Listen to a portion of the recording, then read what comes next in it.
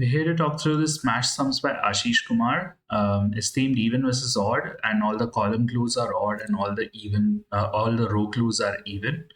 To start off with, similar to the Monday puzzle, this nine clue means that these two cells will always be unshaded, and we'll have a one either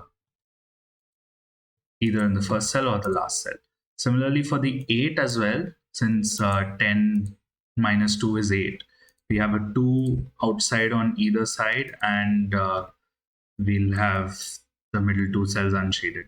Now, the thing is, if this cell is unshaded, it'll be a 1 for the 9 clue and a 2 for the 8 clue, which can't happen, can't be two digits at once. So, actually, neither of these is true.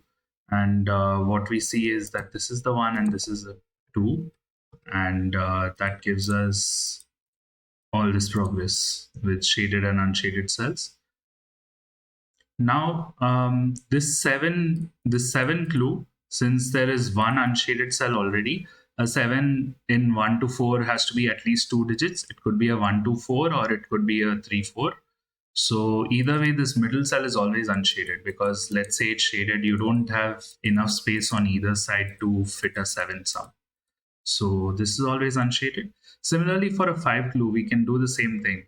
Since you can't make it with one digit, if you basically you need two digits. So if this is shaded, you can't fit two digits above or below before reaching the other shaded cell. So again, we see that this is unshaded. And now this 4 clue actually gives us the next bit of progress, because the only way to fit a 4 clue is right in the middle over here. And this 1 clue will go either above or below the shaded cell. Let's just mark that. Now this 2 clue actually is crucial, because you can't actually fit a 2 between two shaded cells unless this cell is the 2. Right? You can't do it here or here because this cell is unshaded. So actually what happens is this becomes the 2 and this becomes the 1, and we get more shaded cells around the 2 for the row and around the 1 for the column.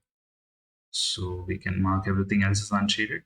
Now this 7 clue, to make it work, we need one shaded cell in this area above and another one here for sure. So this one is unshaded because of the 6 row clue, or you can even use the 5 column clue. And like we said, there are 2 cells needed for a 5. So this gives us this shaded cell and gives us all the unshaded cells for the first column. And this is the last shaded cell for this column. And that means these two are unshaded. This is unshaded because of these 2 cells. And the last shaded cell is here. That means that this 6 now has to be 1, 2, and 3. So that leaves out a 4. And also this will be a 3 because 1 and 2 are already there. And this is a 4 to complete the column. Now, this column has 2 and 3 remaining. There's a 2 over here. So 2 and 3. This column, the 1 cannot be in the first cell or the second cell. So the 1 is here. Completing this row, we get a 4. Now, this 7 sum can be completed. We have a 4. So this is a 3 and this is a 1 to complete the row. This is a 4 to complete the 5 clue. Now to complete this column, it's a 2 and 3. Complete the row, this column, and the last few digits using the Latin square rule. So what we saw here was a nice interplay between the odd clues and the even clues. We got started with this 8 and 9 combination, and then leading into the middle cell needing to be unshaded for this 5 and 7 clue. Once you got one unshaded cell in the border, that was this 4, and then this 1 and 2, again we saw interplay between the odd and even digit pretty nicely. So quite a nice thematic puzzle by Ashish here.